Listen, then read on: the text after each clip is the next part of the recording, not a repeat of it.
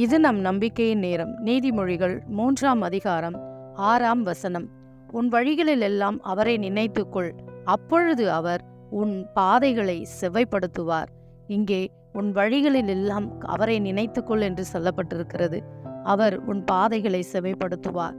நீ போகிற பாதை சரிதானா என்ற ஒரு எண்ணம் உனக்குள்ளே இருக்கலாம். இந்த பாதையிலே நாம் போகிறோமே, இது சரியான பாதையா என்று நீ நினைக்கலாம்.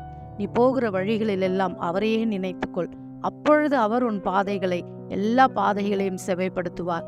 உனக்கு வழியிலே வருகிற எந்த ஒரு பிரச்சனையானாலும் அதிலே நீ சோர்ந்து விழுந்து விடாதபடிக்கு கர்த்தர் அவைகளை பார்த்து கொள்ளுவார்.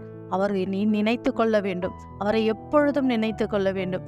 எந்த சூழ்நிலையானாலும், நெருக்கமானாலும், வேதனையானாலும், துன்பமானாலும், எல்லா நிலையிலையும் நீ கர்த்தரையே நினைத்து கொள்ள வேண்டும். அப்பொழுது உன் பாதைகளை எல்லாம் அவர் செவ்வைப்படுத்துவார். God bless you. கர்த்தர் உங்களை ஆசீர்வதிப்பார். ஆமேன்.